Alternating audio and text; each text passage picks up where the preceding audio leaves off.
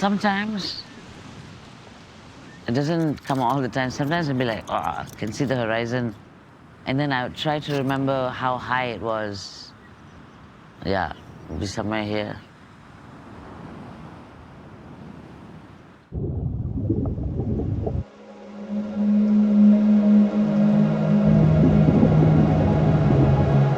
And then...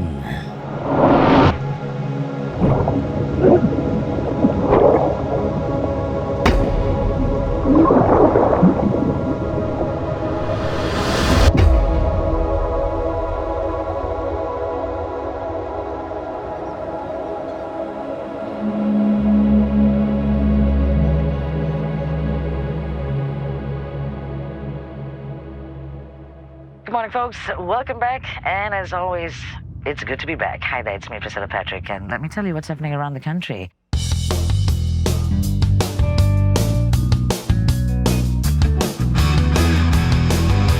Over in Georgetown tonight, expect some delays for those who are exiting the island. There's been an accident just after the midspan of the bridge, mainland bound.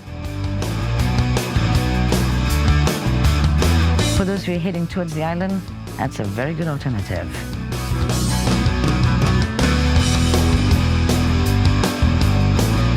But if you're coming into Kuala Lumpur, it's all looking good for now. Just expect the normal crawls around the city centre. More updates coming up shortly. Stay tuned.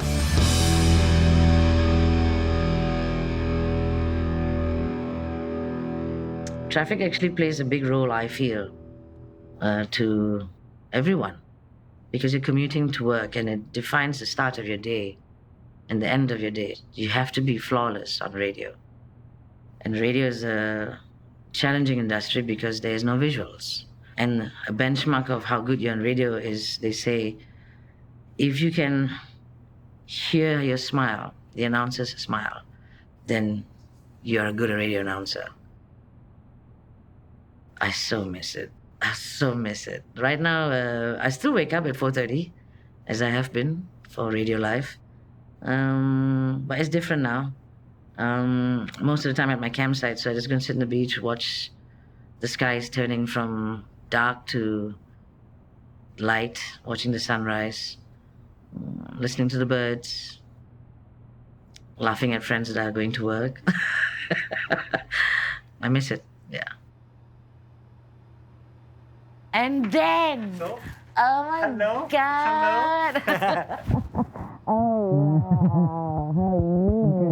How long have you been here for? About half an hour? Wow. Who's dead? Everybody looks older.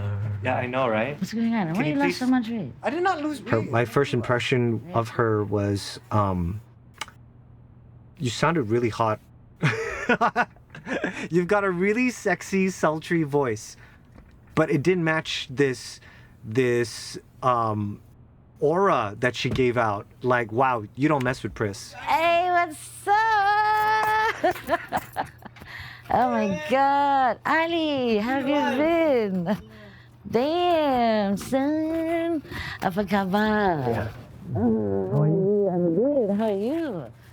Let me play with that jungle. His wife makes the best biryani. How are you, my dear? Good to see you.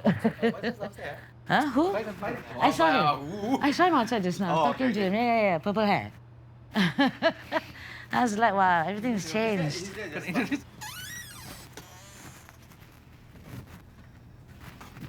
Okay. Seats don't go up. But yeah, this was that was the focus point. We would walk in like maybe 2 minutes or 3 minutes before on air, and we'd have the script with us. And I trained my entire team to record without any edits, so that we could do it all in one take. So the chase, the importance, the rush was always there. And you come in here, you record, you talk about the whole country's traffic in 1 minute. Finish, you walk out there. Maybe you have a 5-minute breather, and then the phone calls start coming in from listeners, and you take out their information.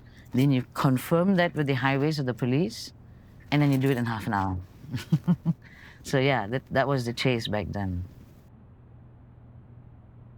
So in the beginning when she joined, she was an announcer for Classic Rock as well, one of the early stations that we had launched back in like 1997. Our paths didn't cross very often because I was also in management. So I wore two hats. I was on air and I was on management. I was in the management side as well. And then when Classic Rock was shut down and she had gone fully into the info center doing traffic, we started talking more. My mother calls her the third daughter. My sister is very close to her as well. She was very diligent with her work. Not only does she work very hard, she was very smart as well. And what set our traffic reports apart from any other radio station in Malaysia is because she didn't just give you the traffic report and tell you where it was congested. She would also give you alternative routes, including Jalan Tikus, that many people would not know about. She was a natural problem solver that when faced with a challenge, she wouldn't run away from it. What's up, bro? Hey, Pris. Oh my How are God. How are you? I'm good. Jesus, how long has it been? Been a while, huh? Fuck, man, this place. So much memories. Kind of hits you hard after, reporting all these things, and if it's a massive accident, or even worse, if it's like a big bus accident which involves like many people, right? So you kind of like put some conscious thought at the back of your head, like, oh my God, these people are, are they safe? Even though we dealt with an average of one death daily over a week, or five working days, we always came in with a smile, we left with a smile. We never took the sadness or tragic day that would have maybe a suicide jumper on the Penang Bridge or five casualties in a car. We would leave it here. We'd walk out, go home, we would think about it, with respect, we'd pray. I would say a prayer for the family left behind. And next morning we'd come back and do it again. Yeah, but it took me a while to understand that. Yeah, it took me like a few months. I think it was the stuff that didn't go on air. She told me this because it really impacted her. It was this lady who called up who said that she knew when she heard the traffic report from Pris one morning that said there was a car that had turned turtle in the Klang River next to the Federal Highway. And somehow when Pris read out that report, that lady whose son did not come back for like 2 days knew that that was her son in the car and he had drowned. There was that time as well where a listener called up. We used to call them traffic rangers. And a listener called up and saying, Pris, you've got to help me. In the car next to me, I see a woman hitting her daughter. She's practically punching her daughter in the car. It's that stuff that didn't go on air. Those were the things that would affect her because Pris being Pris, she wants to help people all the time. And sometimes you kind of feel powerless that you can't help, And I saw that get to her, but she would always try and find a way, to help.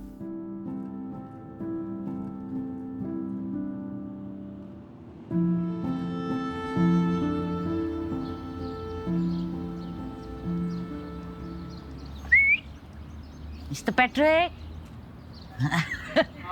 Hello. How are you? Okay. How are you? Yeah.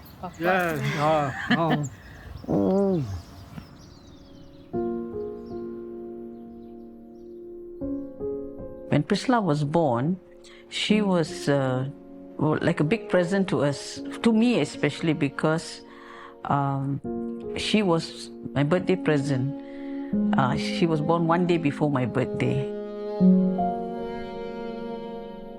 Honestly, if you have seen the baby pictures of her, people just come and just carry her and they want to take her and just go for a holiday or something like that. Okay, she was like the youngest lah, so of course she had a little bit of favoritism lah, and a lot of things were given lah, I think they knew that she was going to be the last to come along. They were not going to have any more already. So yeah, that way I think she had a little bit of favoritism among all of us lah. She always looked different. From small she was different until today she's different.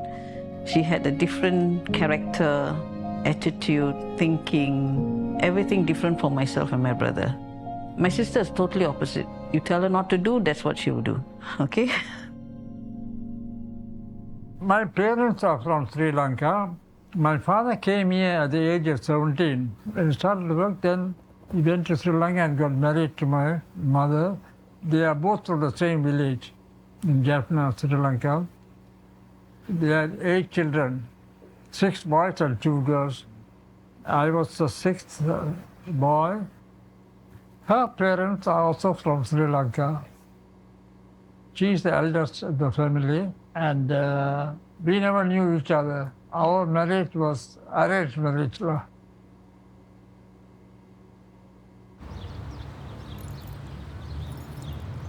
Want some water?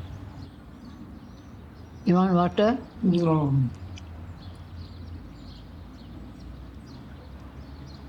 You been to Sri Lanka? When I was small. Oh, you went? No.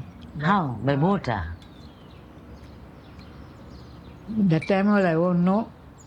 Coming time I know. The airport, come to India, then from there he took the Boat. boat. Oh. And then went to Penang.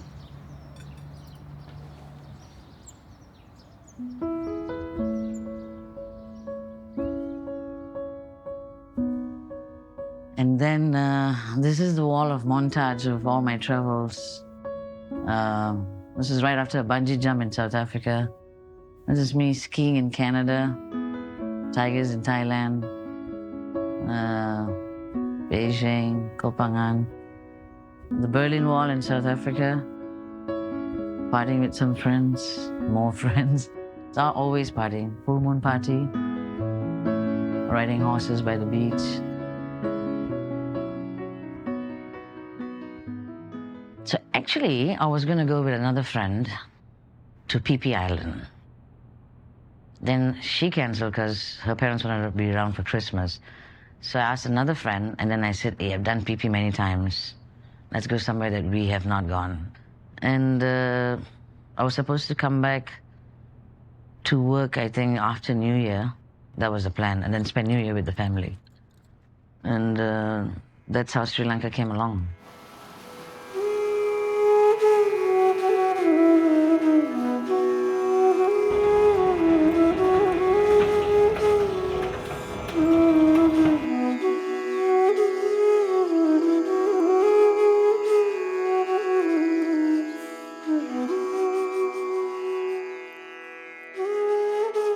When I got there, no changes, got a car that charged us a certain amount, including 2 nights hotel stay to the south, because Colombo to the south back then was like a 4-hour drive.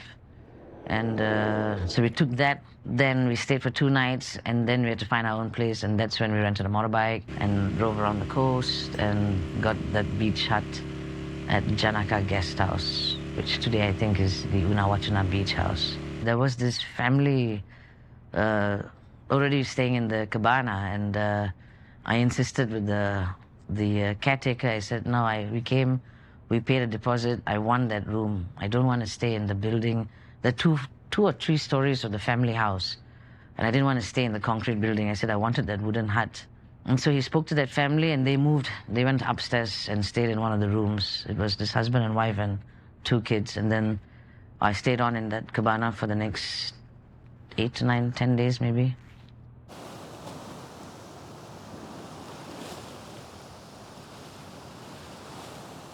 What I noticed was there is no low tide in Sri Lanka.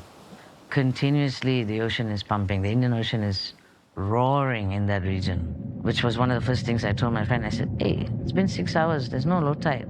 Just every day ocean is just crashing. That's when I realized, okay, this country's shoreline is different from Port Dickson.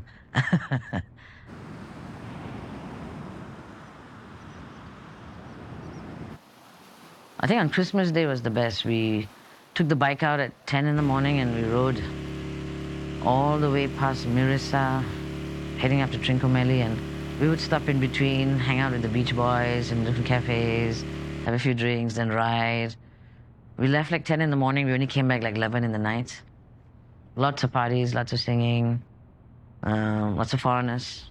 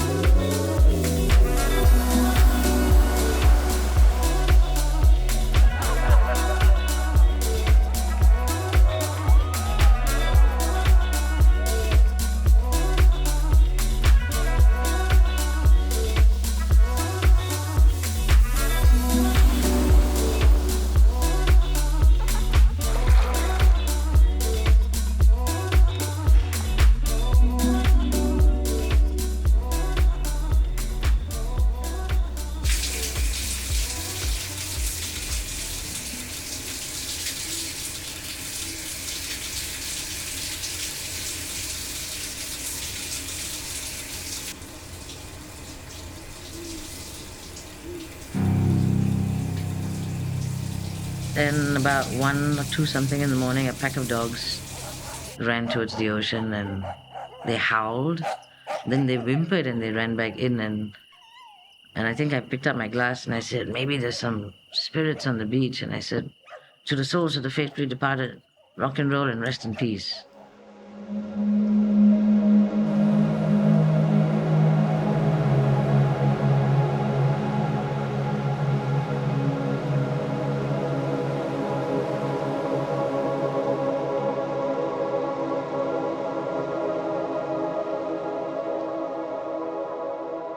So that 26th morning, we have this Christmas tree in the house, and we had these ornaments under the tree. And I have this one ornament that when you clap your hand, the thing will start vibrating.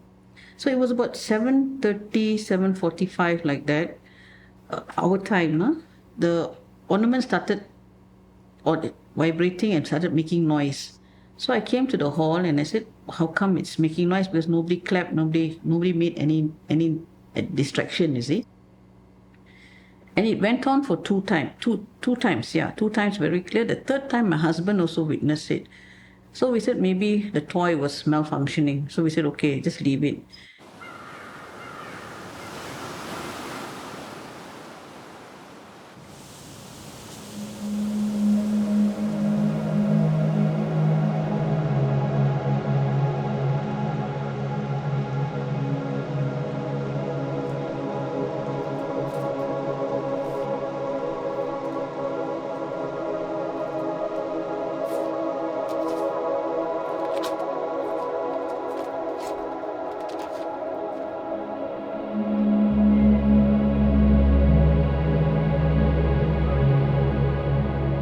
I heard a crow crowing outside.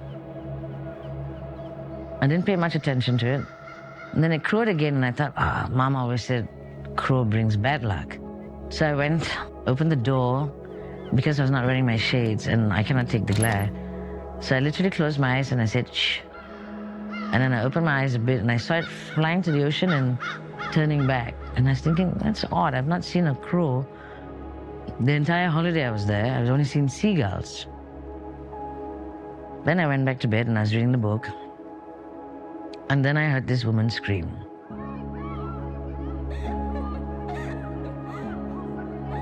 And I thought, okay, that's a happy scream. Then the second scream was not really the happy scream, it was a questionable scream. And the third scream was the I am going to die scream. That's when I put the book down and I went out and I opened the door.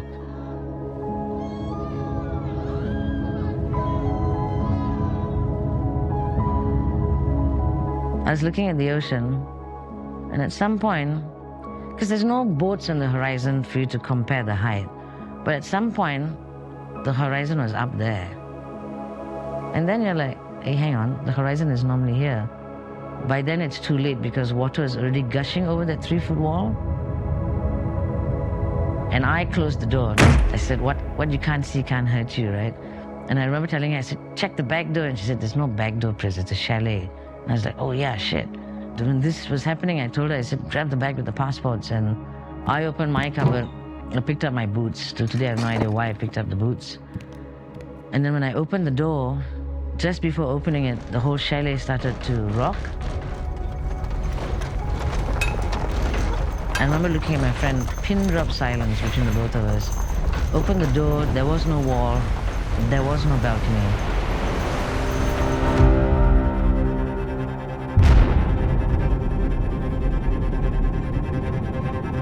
And my friend said, jump, Pris. I said, I can't swim. She said, just jump. And I remember she tugged my t-shirt and I put one step out and the whole chalet just crumbled inside.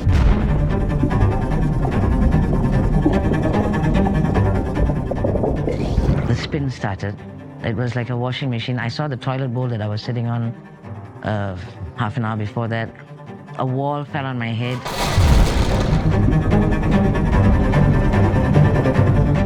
You do what you need to do to survive. You start struggling, you start gasping, and that was what I was doing. And I think the first thought of, am I going to die today? And I told myself, I said, cannot be.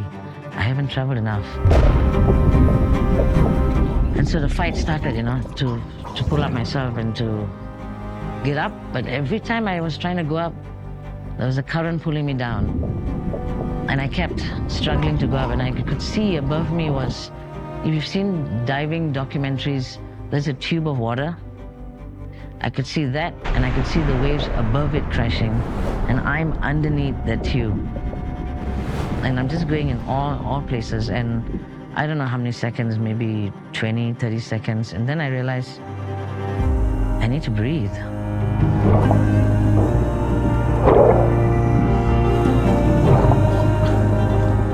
And then the second time the thought crossed my mind, you are going to die today.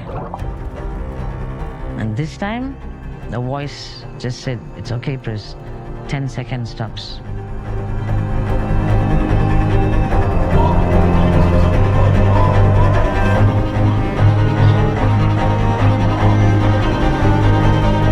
And so that last 10 seconds when I knew that I was going to die, everything just became calm.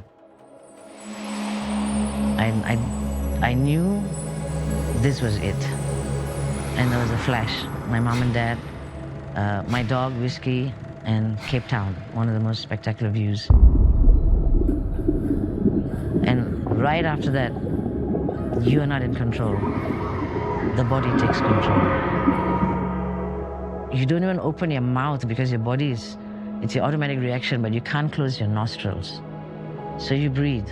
It goes through. There's this pain here on your forehead, at your nose here. Try breathing in water, you'll know what I mean. You feel this pain here, then you feel it going up. And the first inhalation you take, you start coughing. And I remember seeing my fingers and my feet curl in. I would cough, I would breathe in water, cough, and then I was just like, I knew I was dying. And then I passed out.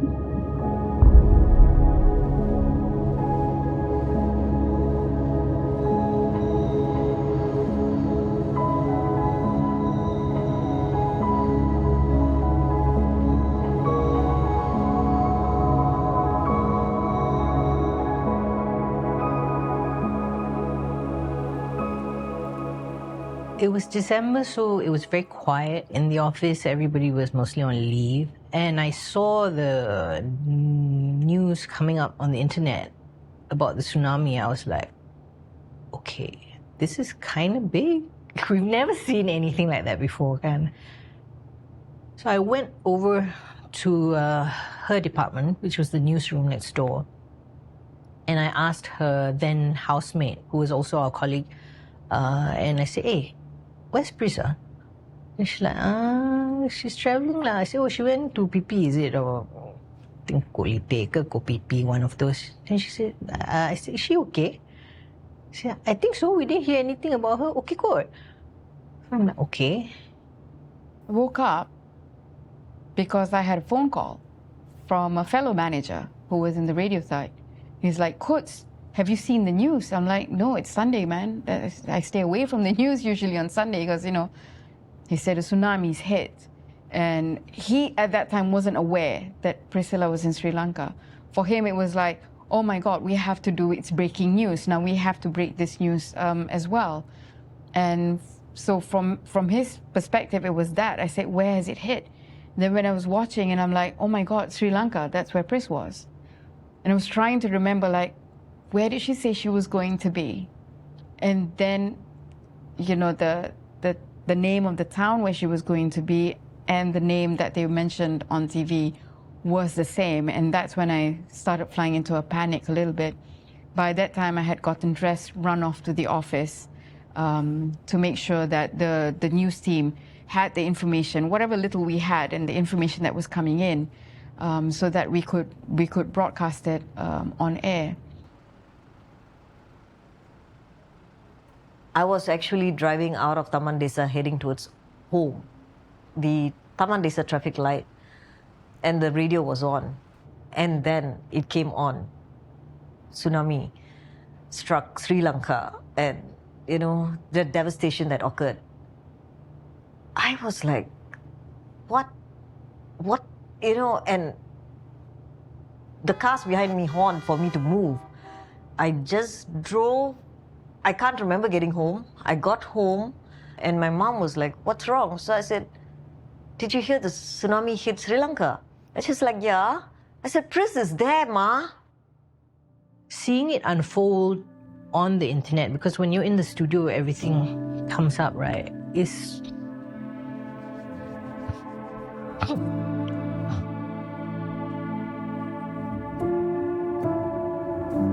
quite scary.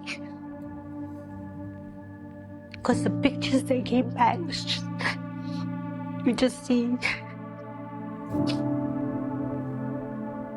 see black, charred-looking bodies everywhere, and you're wondering if that's your friend.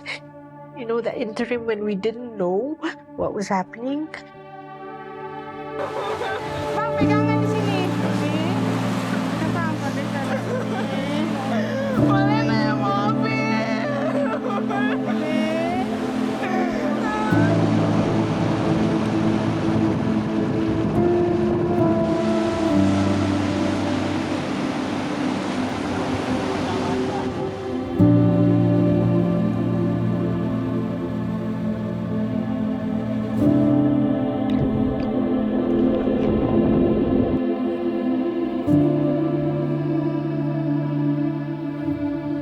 I don't know for how long I was out, but at some point, I was not wearing a t-shirt anymore, so there's a tap on my shoulder here, 2 taps. And I opened my eyes, water was here, there was a tree in front of me, and there was a wall of water going in at almost 30 feet high.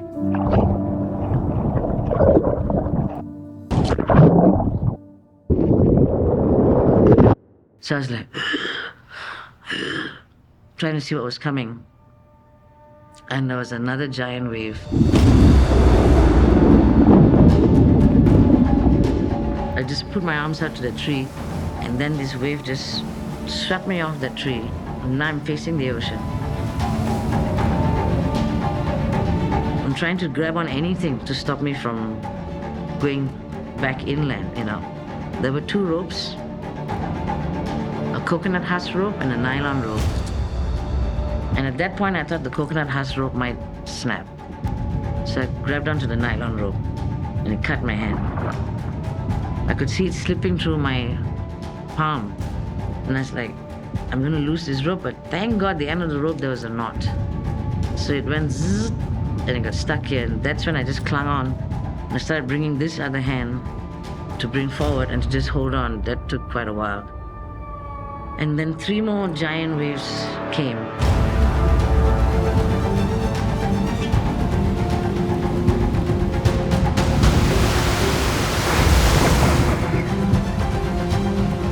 By the 3rd wave, I said, I cannot anymore, God, I cannot. I'm letting go. 2nd time, I was ready. And I let go of the rope, and the surge of the water stopped.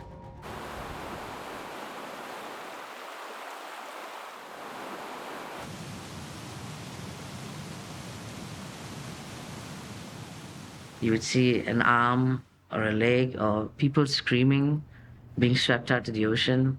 You get hands waving, and you are now trying to find a way not to be part of that. And so that same rope that I let go, it was in front of me again. And I held on to it. It made me drift to the point where it was tied to another coconut tree. I took that rope and I tied it around my waist twice into a dead knot. And I knelt down and I was just leaning against the tree and I was like, trying to breathe, watching all this go by.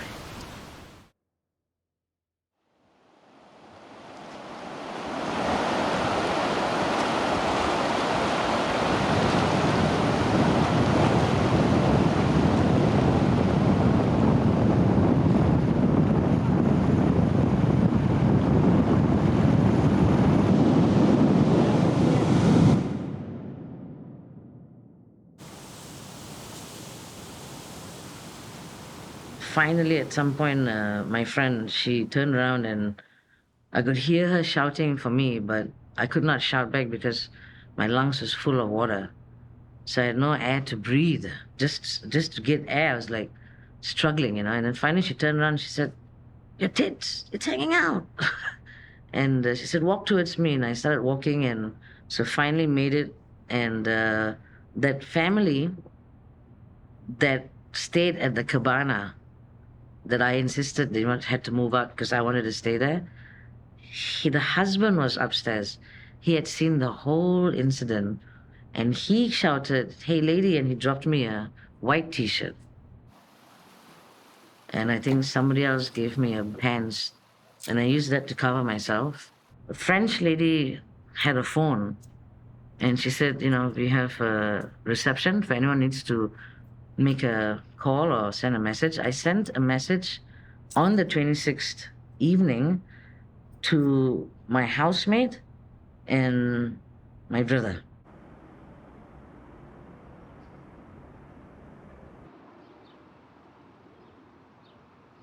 So 2004 was the Christmas party in my house, and it was a Saturday. So that was good because Saturday everybody could, have a party lah, So we normally have my friends over. Couldn't go to church on that day because we were having the dinner. So the next morning got up, did a bit of cleaning up and went to church for Christmas mass and everything. Then came back, did the balance cleaning up, and always knowing I'm going to definitely crash in the afternoon and sleep. Then about 4 o'clock the phone rings, and I was thinking to myself, who the hell's calling on a Sunday, at 4 o'clock And so I answered the phone. Then it was her roommate. And that time I was wondering, why is this girl calling my house, and how did she even have my house number? But maybe Priscilla would have given for any emergencies and all that. He didn't sound good. The conversation was like orally, very, something was not right on the conversation. Then he put it down, and I said, "Why, what happened?" He said, "Just hold on." He on his phone and he saw a message, "Tsunami hit, I'm okay." I tell you, we just sitting there, didn't know what to do. So we on the TV, the CNN, and when I saw it, oh my God, it was crazy. Surprising and deadly, a wave so powerful it left no time to escape. Those swept out to sea by the tsunami forced into a fight for survival. It is clear, though, many did not win. Some were able to scramble to dry land, carrying the injured with them. Across a vast region, water was the enemy, surging through coastal communities and leaving devastation in its wake. It also left agonising grief.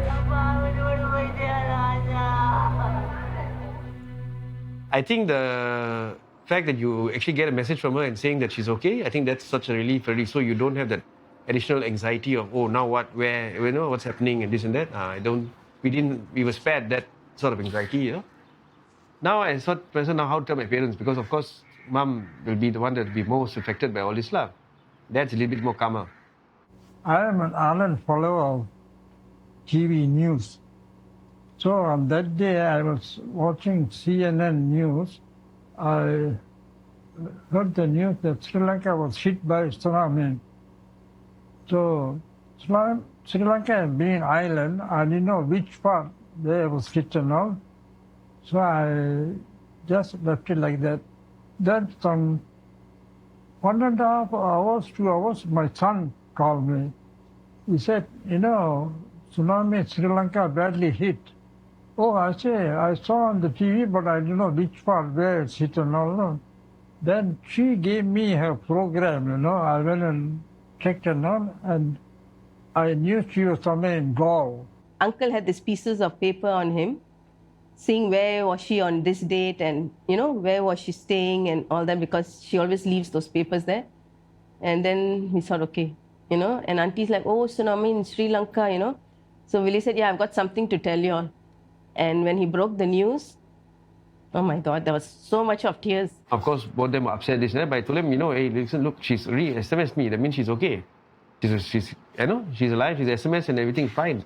So now just to get her back, I was actually thinking, oh my God, is she going to come back? When she says okay, Priscilla, okay, right? It could not be okay.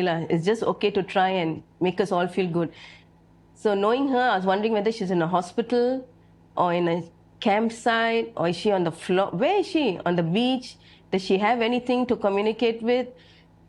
Is she going to come back alive? That was my only thought.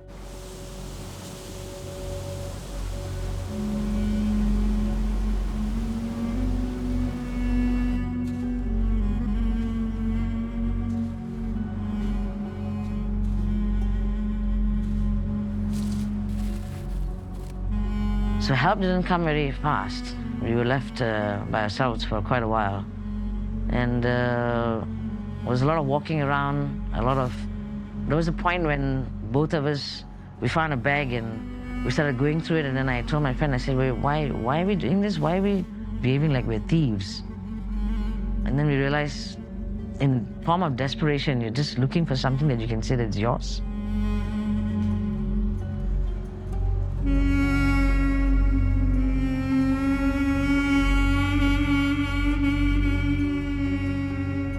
And that's when we said, okay, let's stop and let's just sit down and maybe we go through was at our chalet.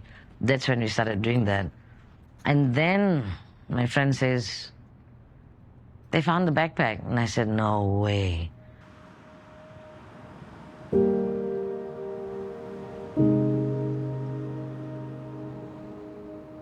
So I walked up and there was this guy. He says, this is your backpack? And it was my deuter backpack. And I looked at him and I said, how do you know this is my backpack? And he said, Buddha, tell my wife, this bag belongs to one of y'all. It's in my house. I said, where's your house? He said, 4 kilometers inland. I just looked at him and I said, okay, thank you. And I took the bag. Didn't hit me, you know.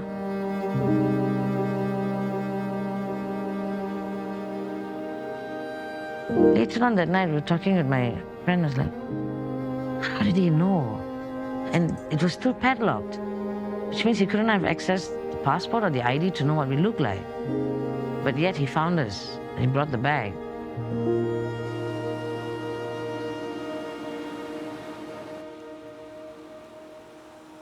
And then out of nowhere, this kind soul, he's French, he was married to a local, and he said, you know, the 5 of you, there were 5 of us, my friend and I, an English lady, an American man, and another English woman working in Japan.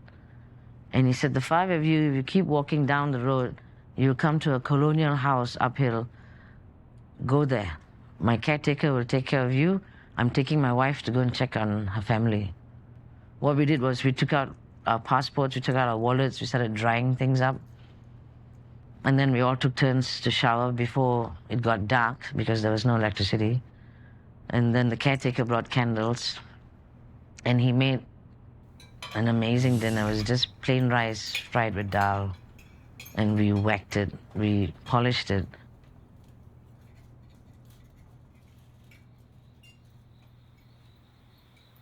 And that night, I needed to pee, but there was this sound outside.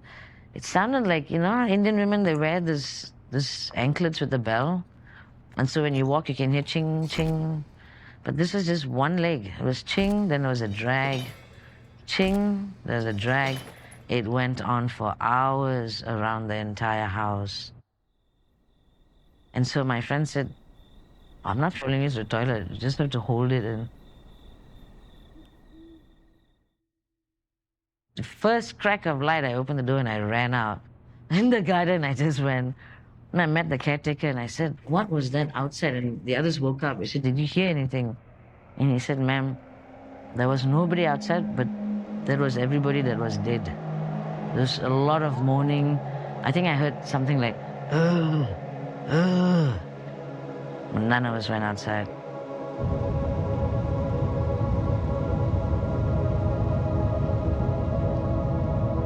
We were just, lost, did anything happen? And, that time you don't have this WhatsApp, you don't have, communication. So we were just like waiting, okay. Next day was 27th. So I had to call my brother, anything. He said, no, we are just waiting. He did some errands, he did some calling and all that. Trying to make some calls here, there, to find out this, that. In the midst of that, Priscilla calls me. And she says, okay, fine, everything's all right. She's got a flight. They've managed to book a flight. And she and a friend who was also with her at the time are on that flight. So I said, okay, fine. If there need to be payments made or anything like that, let us know.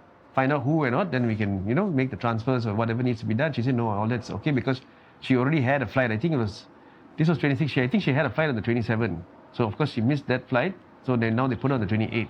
A powerful undersea earthquake measuring 9.1 on the Richter scale struck off the coast of Indonesia. The tremors were felt across multiple countries, but it was the tsunami waves reaching as high as 30 feet that devastated Sri Lanka. The waves, which arrived just minutes after the earthquake, swept away entire villages, leaving behind a trail of destruction. The official death toll in Sri Lanka has now surpassed 30,000, with many more injured and missing. Entire coastal towns have been flattened and relief efforts are underway. Hundreds of thousands of people are displaced.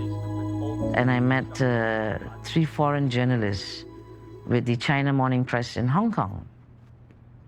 And they said they were visiting because their editor is Sri Lankan, and he had come together with them, and he's in Colombo with his mom visiting for Christmas. So they came down to the south.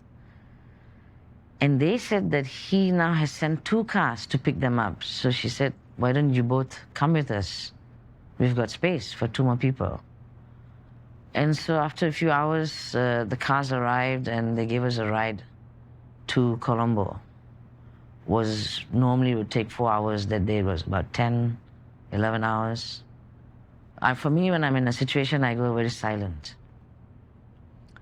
And I remember the decomposing smell that followed that ride for at least 1 hour.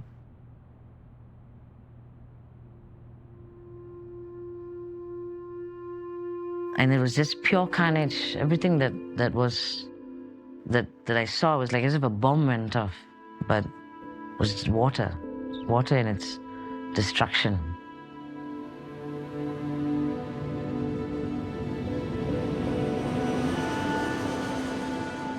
You think you've been through shit until you are in the airport and you realize shit got a lot more bigger. Amidst the chaos in the airport, you hear this guy in the walkie-talkie, and I remember him saying like, bodies loaded, flight ready for departure. And then you look, you see the airport staff. And then there was this lady next to me, a foreigner, and I saw her looking at the counter. Her husband and a kid was there. And she had 2 more kids next to her, and I leaned next to her and I said, are your children all right? And she said, them. She said, no, my husband and my son is over there, but we're taking these 2 back because the embassy said to bring them back. Their parents are missing, they're dead. That's when you realize what you've been through is nothing compared to what those kids have just gone through. They came for a holiday, they're not going back with their parents.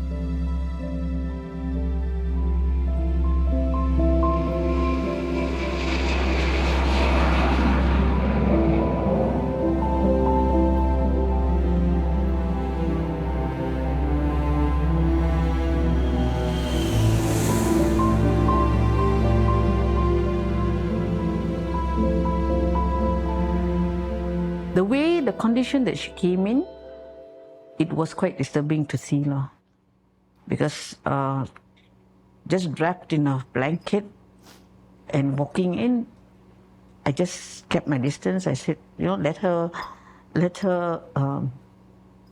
come. When she's ready, I will go to her. So I hugged her, and I saw that it was not the Priscilla I grew up with. It was a different Priscilla. In my heart, when I was coming back, I was thinking to myself, what is a tsunami and what did it do to her to be in that condition? Because knowing her, I've never seen her like that.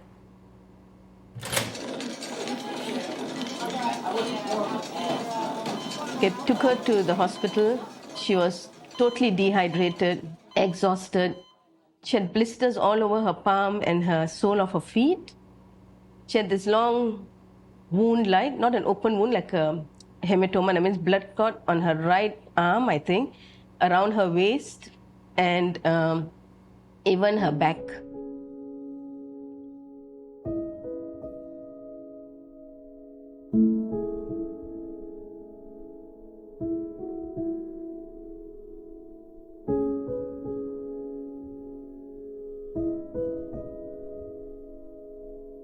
After the 30th, when I came back, I saw her okay, better than what she was at the airport, but it's still not that same person. I knew it's not that Priscilla that I know. She was very reserved, very scared. she's not opening up. She's not talking like how she used to. She's be like, always in the room quiet. And I don't know how to help her. I didn't know how to talk to her, how to bring it out, how to come back to her, She did say that every night she has these nightmares of the people dead on the beach, and she could still feel the waves hitting her, and she was, kind of near drowning. So that nightmares, I think, went on for some time. She's very, very brave. And her faith with God, that would have really picked her up.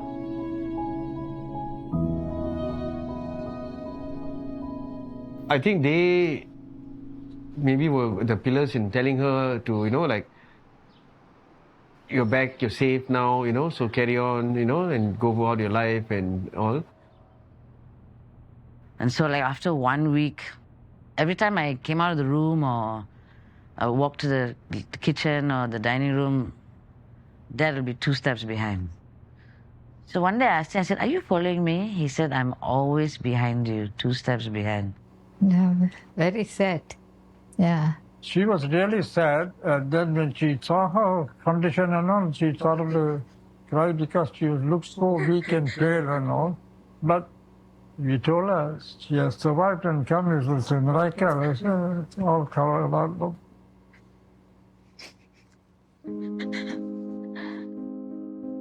I think she didn't understand me and I didn't understand her. I remember the first time I told her I'm going to go to Thailand. She said, with whom? I said, what do you mean? No one else going with you? I said, no. Just take the bus and go. And to her, that was unheard of. We started traveling. We all you're going to travel alone. You're going to, but deep down inside, I know she's capable. But how to convince that to my parents, So my mom is a bit old school. She said, no, how she's going to go and who's going to happen to her alone, traveling alone and all that. And subsequently, I think she had it more than 100 times today. Today, I would tell them maybe a week before I'm going to go somewhere, and then they'll be like. Sometimes she wants things to be done. My mother will come to me and say, can you talk to her?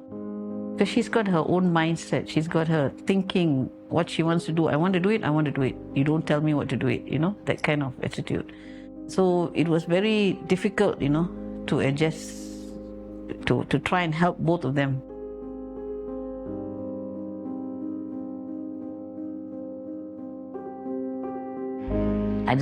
I felt like I didn't fit in. I didn't belong. No one understood me. I didn't understand myself. There was ways to do certain things, as all parents would teach their children, but growing up, I felt the restrictions. I couldn't comprehend the restrictions. I was told that I couldn't do certain things because I was a girl. And I was like, you gotta be kidding me. But when you're young, you don't think that way, you just, you take it. But then I was like, no, no, I cannot, But now, years later, I understand that it was just them trying to protect me with whatever they've experienced in life. And basically it was done out of love. Their fear of losing me or their fear of something untoward happened. I'm here.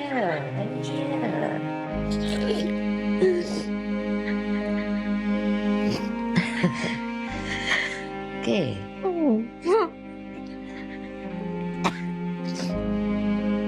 I'm alive. Yeah.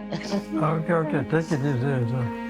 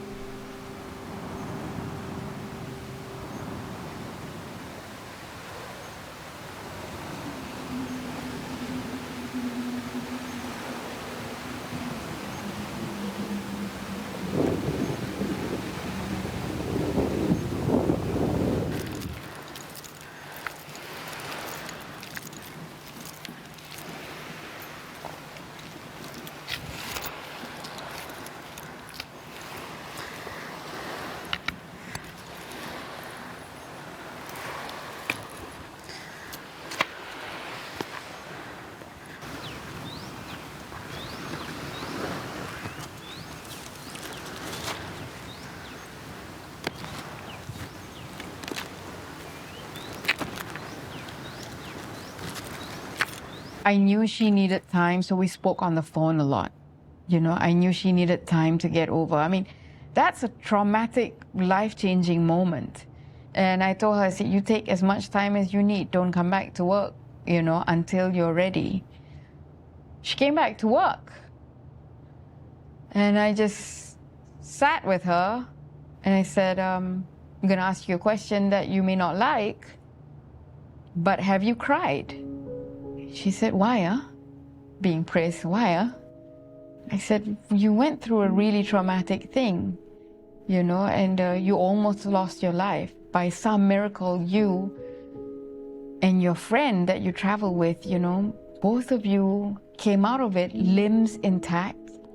She's like, no, dude, I'm okay. It's all right, what? You know, that's praise. I said, all right. I said, but anytime, I said, you know, just let me know.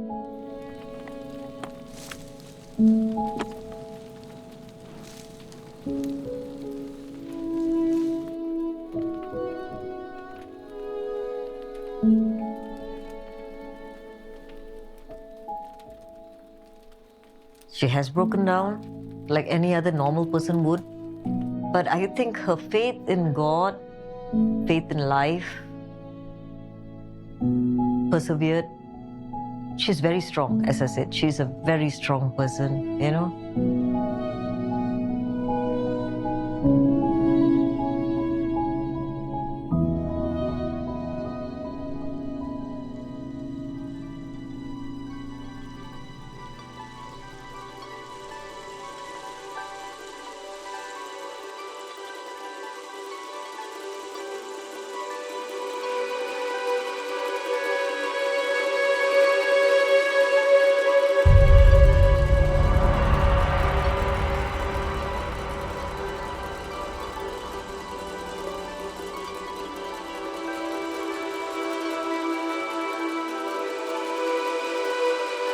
In 2005, October, I decided I wanted to go back, to give back to the island that gave me back my life, Sri Lanka.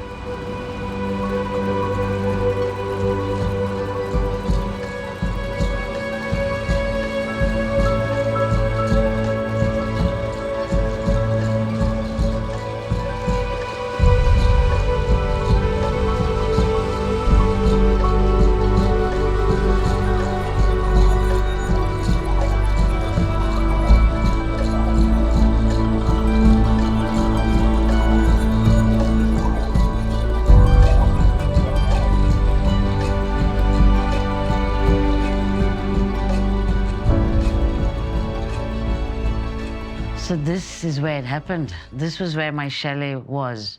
You can see the concrete slabs. 1, 2, 3, and there's another one, 4. And so when the ocean, when the first 2 waves came, it came over this wall. It swept our motorbike and went off. And when I was left, when I grabbed onto the tree, it was this high. You'd be able to see, when I was holding onto the trees, I could see the coconuts on it. But that's the length of the coconut tree, which is way taller than the trees in Sri Lanka, in Malaysia. But yeah, this is, which means the wave was somewhere up here, the wall of water. And this is the family that owns the tree that had the string, the cord, the nylon rope. That's the nylon rope, the laundry line. But this is the coconut husk rope. I chose to cling on to a nylon rope. But this was where it happened. And I landed behind this wall. Behind this wall is the railway track. And on that day, this well was filled with debris, like trees and concrete. And I could have landed in here if it was not filled up with debris. So that day I was supposed to die, but it didn't. That was not my day. This is how they were living. Wood fire, the pots were black. That's when I had the idea of getting them gas stoves and cookers to make this all easier. And every house was living like this.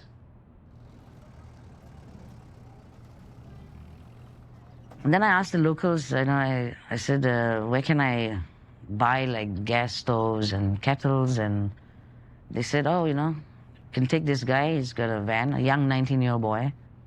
I went with him into Galle Town, bought some stoves, like 40 stoves, 40 kettles. It made a difference going and seeing them and noticing there's young people and old people, because then everyone would benefit from a hot meal, whether they were going to cook it or boil water. So I would normally go into each house and scan the area and see if it's more than 3 people or 4 people, then I would give the gas stove. Because you also have to keep in mind that they might take it back and sell it for money. But at that point, I think they were just very appreciative that, you know, they were getting free stoves to cook warm meals for their family.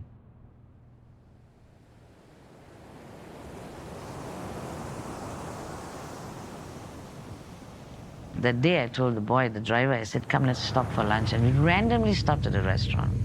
And I walked in to wash my hands at the back of the restaurant. And from the kitchen, the chef walks out. And he walks out, he walks past me, and he stops and he says, Madam, are you from Malaysia? And I turned around and I said, yeah, I'm from Malaysia. And he said, last year I found your bag.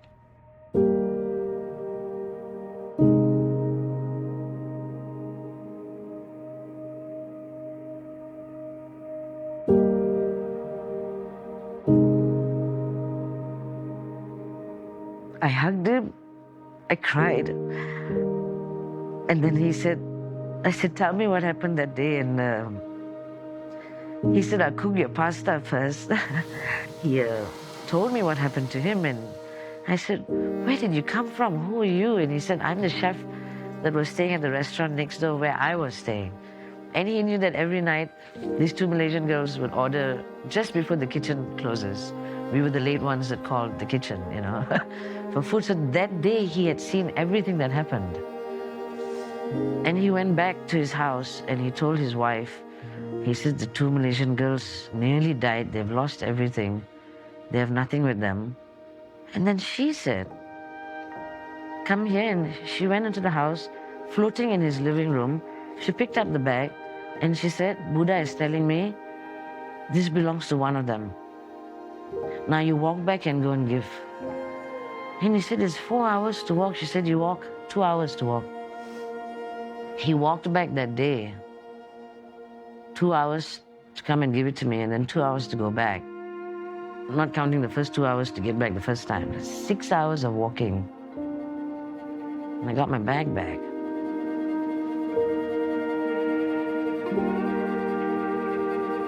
But yeah, I saw humanity 1 year later and 1 day later. I've never seen that kind of humanity again.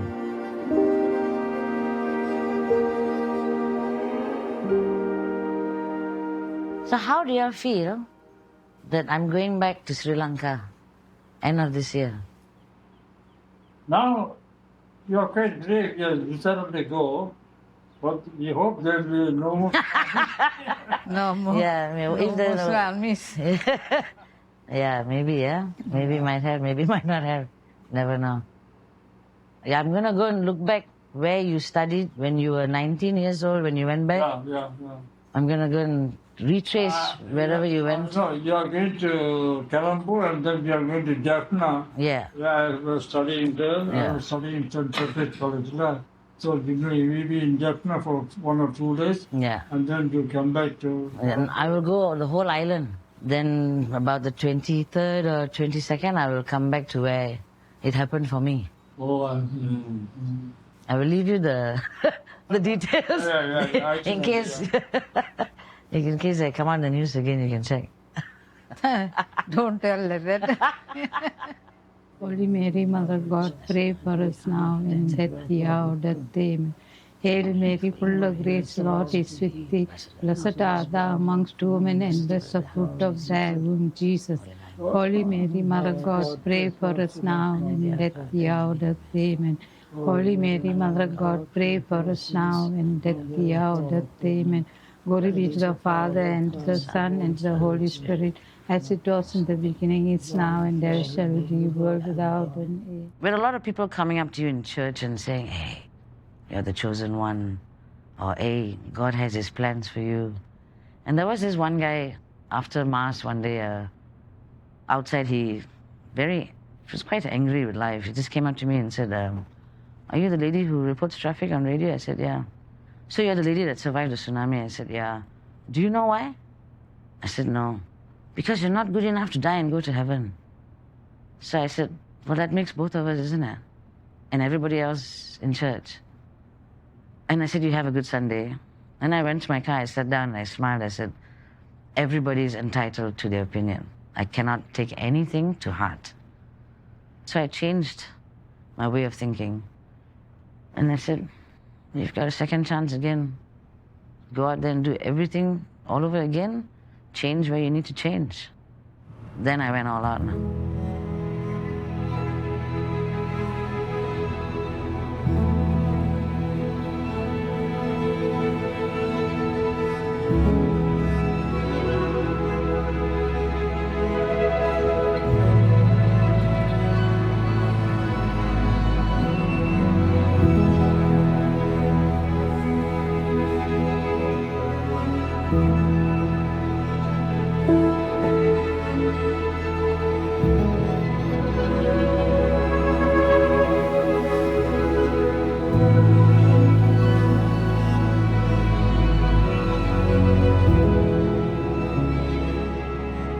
It was third week of January 2005. About 3 weeks after the tsunami, actually. And my friend and I, we were looking for a place to get back into the ocean, and we took another friend with us, Kevin. We were driving and we saw this foreign signboard that said Duta Resort. It was not occupied, but we managed to get that chalet over there. And then we entered the ocean here. Just standing and looking at the water and slowly edging, getting closer, and there was a big wave that came up to my feet. And I had that falling feeling again, like it happened in Sri Lanka. And I turned around and Kevin was right behind me. He said, are you all right? I said, yep. Two travelers, Karine and Etienne, they actually did a vlog on me, and Karine asked me, she said, Priscilla, you survived the tsunami and now you open this campsite in front of the ocean. How is this possible? How come you have no trauma? And then I said, oh yeah, I didn't realize it from that point of view. For me, campsite has to be beachfront. Yeah. Yeah, that's the funny part.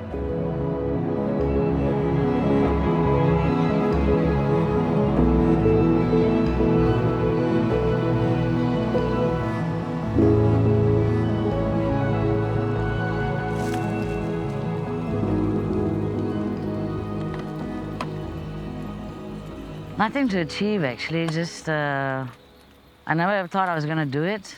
But like I said, you know, every Boxing Day, 26th, I would light a candle. And I would say a prayer for the 280,000 odd people that died. 2 years ago, when I lit the candle, I said, yeah, I'm ready to go back. And it so happens that this year is the 20th anniversary. So part of me chose never to go back for these 19 years because I didn't want to see how developed Sri Lanka had become. I didn't want to overwrite the memories I had of Sri Lanka. And, but now I said, you know what? It's time to go before everything changes, and already it's changing.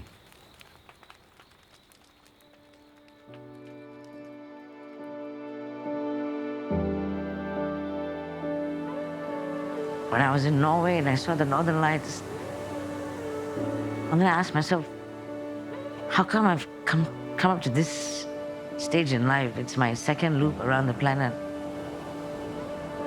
Well, what am I here for, you know? It's not guilt, it's like, have I done enough to give back? I've been put back here. Is it enough?